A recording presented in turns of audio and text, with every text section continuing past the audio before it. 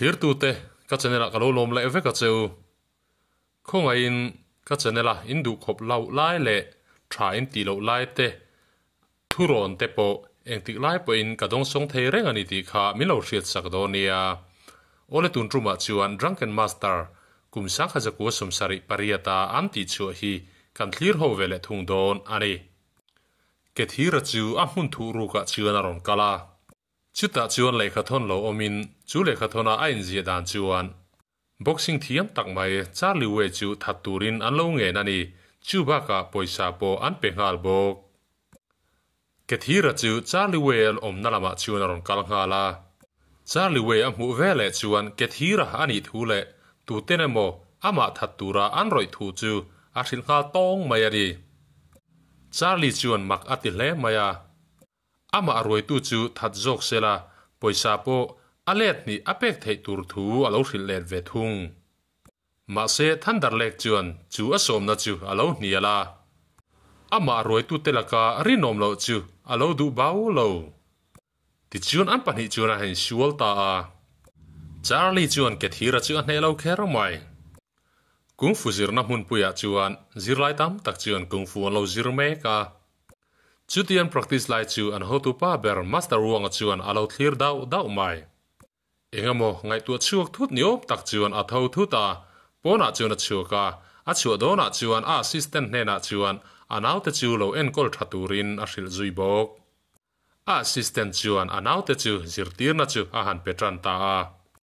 amairo chu anau te chuan an uk sak te chiam lo Freddy wang phei chuan alo ti boi deuh chen mai ani Freddy chuan master ruang of pa ma ni sela atan chuan ane ple thu te ha hrila ti boi to lo tur chuan a hrila ni ti chuan Freddy chu zirtir na han pek hlak chu atuma amairo chu an pani chuan in sual ta a Freddy chu lo in ven ve angai box hi wang chuan apu chu ha sual ta ani Freddy laka chuan azor ngai mai nikhat chu Freddy le athian te chuan pona thila lo ei me ka chuti lai tak chuan ko thlera chuan me chemel thatak mai hi han hulat mai Freddy chuan athian te ho chu chunu akua theile theilowa chuan in choi puya a han som ta akua thei chuan a chu chun le sak turin an ni ho chu ha chawani ti chuan bom an rul da pakhat chu la chuakin chunu ti thai nan chuan a mang ta chunu laulu tuk chuan Freddy chu haron ku ta chung mai chu vele chuan chunu nu chu ron lang ve lolin Freddy chu haron sual ta chunu chu kungfu lo thiam kher maya Freddy po chu na ne lova atlan chetangot mai ni a hon konga chuan li chu ha muwa li chuan sumdong pakhat chu thilla lei saka amaro chu poisa apekim du haulo chu sumdong pa chuan poisa petur chuan han ngen ngiel na in li chuan alo uk sa lawa alo khoi ta zo kani Freddy chuan aron muwa li chu zirtir na aron petahlak mai li chuan ngun ham mangma sela Freddy chu a ne mol lawani Freddy chuan poisa chu a chu saka sumdong pa hena chuan apek tavek mai ani li chu a soi sak rep nu a chuan Freddy chuan chu tiang chuan ti to ngai lo tur chuan a han zila ti chuan Freddy chu anin lama chuan a hong ta ani ina han thlen meu chuan apa chu amma a me che sual puite ne na lo in bia hi na va muwa anu fa chuan an ina chuan an lo omani Freddy chuan an la ka tanga tlan chu dan chu hangai tu aviu na in chunu chuan alo thekar mai si amma ama soi sa tu chu tu dang ni lovin ani apa u nau nu ani anin chuan apa thena chuan thil jong jong chu a hril lawa amai ro chu afanu chuan an pa thena chuan thilom dan chu a soi tatlat mai apa chu a thin rim lea ti chuan Freddy chu shrem matuma chuti lai tak chuan Mr. Lee chu haron lang ve hlola Mr. Lee chuan afapa Lee chu Freddy an asoi sak hrepa wang chuan in liam le tuam bur chungin an ina chuan aron zon lut aloni Mr. Wang an hena chuan afapa Freddy chu a thil ti su la wang chuan shrem ma phuta Wang chu a thin rim kal lak lo to bok nen afapa chu ama nge chuan han shrem maril ru kani ani chu halloween rol thuaya ani chuan atur tu te zokin andu le Freddy chu shremang miang ti in a han soya ani chuan Mr. Lee ten hena chuan indu chuan Freddy chu voiso min be theyanga ani chuan a beilet haulawang cheu ti in a han hrila an zia pakhat chuan Freddy chu voi thum bei bak angai lo tur thu a han hrila ti chuan Freddy chu nek a han tum ta nei voi som zet khoi a han tum ton huwa po chuan Freddy chu ala khoi fu thei tlat lo mai chu pa thin rim no tuk chuan Freddy chu a han bei chun zoma a mai ro chu tun tum chu an dan an pel to bok nen Freddy chu na lo be let ve ta ni an du anga Freddy an khoi thei lo wang chuan thin ur tak chung le phubala nge in tiam chungin Freddy te in chu han chu santa ani master wanga chuan Freddy chu shrem matum thowa nit in darkar nga exar how tak mai chu a practice tir thin ani Freddy thian te chuan ani chu han lo pui ru fo thina apa chuan aman chuak ve fo bok apa thin rin chuan kuddo su ne na chuan zirtir aril rukta a với khát chu an xem lại chuan a thian pa chu ron kalin a ron chana chumi hnuah chuan apa in kuddo suwa hnena a zirtir don thu te chu a han hril ve a kuddo suwa bula zir chu a hau takin an hliam pheng phung zel mai ni in chu pa chuan Freddy chu ha hril ani Freddy chuan a hu phur em awang chuan tlan bo chu ha tum tangot maya chuti a tlan bo chu ril tram tak chuan restaurant a chuan ron luta poisa la chu hanai der mai silo mi pakhat hausak mel tak bula chuan a vathua ei tur tam tak chu a ordara nakina chu pa chuan a pek sak thei mai a be se ani ei turte ai zo hnuwa chuan chuti lai mun chu chu san mai atuma a mai ro chu a ei pui pa chu restaurant nei tu pa chu alo ni reng si ti chuan chu restaurant a thok te chuan Freddy chu han sei sata chim maya vanei thla takin chu restaurant a chuan kuddo su chu alo om ve renga kuddo su chuan lo tran puin an pahnih chuan an tlan chuak thei ta hlau mai ani pona chuan Freddy chuan kuddo su hnena chuan lom thu te chu alo hril velu ama ani chu ami hlau em le atlan bo chan chu ani ti a hreder mai si lo kuddo su hnena chuan apa in kuddo su hnena training nei tura atir don thu te chu a han hrila chuta chuan kuddo su chuan tunge ani ti te chu a han soi ve ta chu vele Freddy chu hlawin atlan chetanal nal mai ani amai ro chu kuddo su chuan aron man zel si Freddy chuan kuddo su chu a han sual ve ngota amai ro chu ani laka chuan alo te hle mai fang mir le sai in sualang chawan ni ti chuan Freddy chu a ina chuan a hruai ta a azan khat na chuan Freddy chuan tan chu atuma amai ro chu kuddo su chuan a man chuak rang hle si atu ga trang chuan kuddo su chuan Freddy chu a han train tran ta a tuitam tak chu a chun kual tir sek mai ni kuddo su an en lo lai tak chuan Freddy chu a chuan atla der ta a atla tak emoti in kuddo su chuan hlau thong tak chuan aron pana chu vele a chuan pot lutin a chin chuan a chin nana atlan bo ta dai mai ani chumi hnuah chuan Freddy chu ke thira phun thu ru ka chuan aron kala a thom hno te chu alo hem rowa nakina chuan ke thira chu aron lang ta hlol mai a hmuna chu palo om veringot mai chu a thina rim hle maya rang taka chu ti lai hmun chu sang thuai tur chuan a hrilani Freddy la chuan a thil ti lai chu halo tilak lo ve bok nen a han niala ti chuan in sur na chu han tran ta ke thira laka chuan Freddy chu halo ne ple sia ke thira chuan a that du lova a mai ro chu ne so takin Freddy chu a han hau vela a kap kara chuan a kal tlang tira a pong sual chiang kher mai Freddy chu ril runa tak chuan a tlan chia chu tianga ne so lu tuka an ti chu ala tong ngai lo tin ni chu tiang taka ne so taka soisak chu ala tong ngai lova a ril ruwa chuan a pai renga a thin rim chu a in sum thei mol lo ani ti chuan phubala ngai chu ha du ta a kuddo su ne na chuan training kal chun som le tur chuan aron let le ta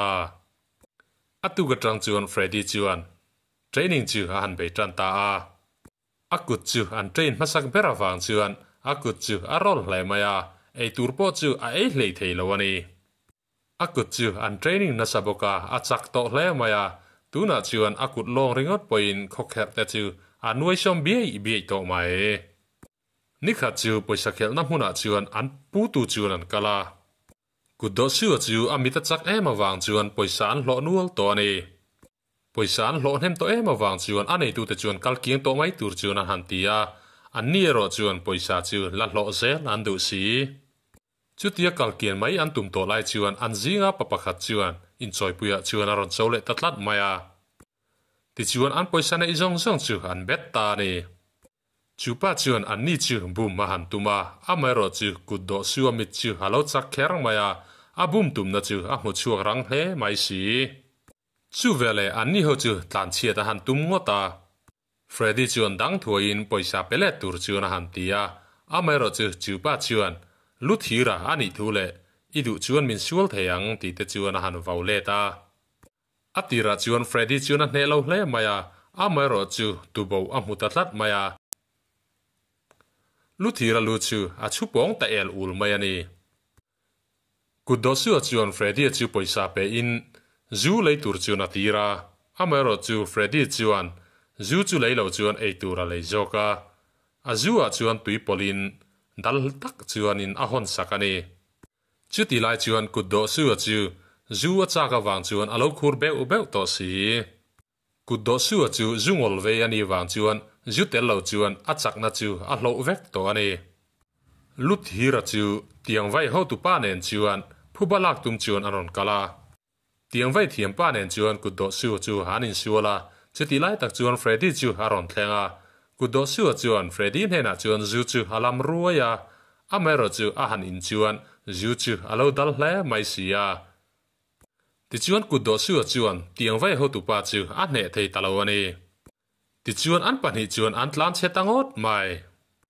chu mi zan chuan kuddo su chuan Freddy chu a hau vaka chu tianga ei tur mai maya poisa a man rala wang chuan a thin rima a hau ani chu ti lain Freddy chuan min zir tir that chuan kha tiang vai thiam pa kha ka hne thei nge yang ti in a pu hne na chuan ngai dam dir pa chuan alo soi ve boka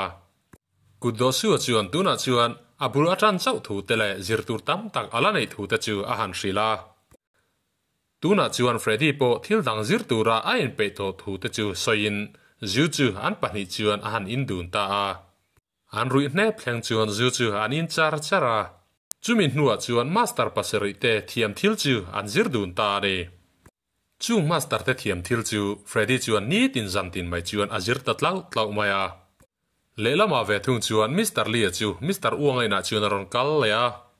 Mr. Uang an hena chuan engvain nge an ram chu an hena shallo tura mi pui hena alo soi ti in aron zot ani Mr. Uang chuan engvain nge ram chu imamo ti in a han zot let ve thunga Mr. Lee chuan chu tiang rai ram chu an chung kotana amamo thu alo soi ve thung amai ro chu adot sei chu Mr. Uang chuan alo hrevek mai sia ram chu an hena an shallo tur thu a hrila chu tilai rama chuan lungal thei tam hle a chung te chu Lee chuan commissiona midang hena shal le chu atumani ti po a hrevek bokani chu tiang chu a thlen tir ngai don lo ani ti Mr. Uang chuan a soi boka chu mi hnuah chuan Mr. Lee chuan an hlok na chu za somni ai ve tur thu in Mr. Uang chu a han thlem vel Mr. Uang chuan adu teu lo mai Mr. Lee chu a ina tanga chu kha thoi tur chuan a hril zui ani nakina chuan kethira chu a mun thu ru ka chuan ron kal le ta a Mr. Lee chuan Mr. Uang a that turin alo ruai hi alo ni atuga chuan Freddy chu kuddo su in lampan chuan ron kal meka kuddo su zu tur ar hon ani tiang vai thiama in lampang chu aron kal pela Freddy chuan alaka chuan phubalak nge ya du ani ti chuan chu tiang vai thiam pa chu a han fiam vela a han chai boka tiang vai thiama chuan thin rim takin Freddy chu aron sual leta amaro chu Freddy chuan zuai na ti chuan Zurui posi chu mangin chu tiang vai thiam pa chu a hne so hle mai tiang vai thiam pa a hne nuwa chuan Freddy chuan azu pani chu ala a kuddo su in lam chu aron pan pui ta ni kuddo su in aron thlen chuan kuddo su chu alom to reng lo maya lekha chu lo hnu che in Freddy chu a training chu a zo to thu le engkim mai chu a thiam hle to thu alo hril ani chu baka apa hne na chuan let le a fa pathatak ni tur chuan a hril bok Mr. Uanga in lama chuan papakhat chu ron tlan lutin lungal thei mun chu Mr. Lia chuan aphal na tel lova alai chiam thu chu aron shrila chu vele Mr. Uanga chu chuti lai mun en tur chuan akal hala tu ma chu amusi lo amaro chu kethira thang kam lek chu lo ni in kethira chuan ani na dik tak te chu hridin in sual puya chuan han chota a poisa loa mi that thina ni thu te chu soin kethira ani thu chu a soi boka Mr. Uanga chu atha ngai tur thu waril boka ni ti chuan han sual ta rinanga in Mr. Uanga chuan kethira chu a hnelo hle maya ma se Freddy chu aron lang ve tlat mai apa hne na chuan a ai o a chu pa chu a be tur thu a han sila amaro chu a be tur pa chu kethira a ma po a ma lo su sa rep tu chu ani miau si mak tak mai in kudo su chu aron lang ve hlola thandar lek chu kudo su aron lana wang chuan alom lo hle maya amaro chu kudo su chuan ke chuan ka be lawang che Freddy po hi nangba be tur chuan a thatok view ani ti na han sila ti chuan Freddy le kethira chu hanin sual ta Freddy chuan a thiam thil zong te chu ha mang zo veka atopa chuan kethira chu hada tha thei ta ani ti chuan movie chu halo top ta ani clear tu te engti lai point thuron pek thei reng kania kati dik lo le kati thiam lo zong te po chu khongaya min sila indu dan te comment lama lo soi turin kangen cheu ani atop thlenga ilo thlir awangin kalom em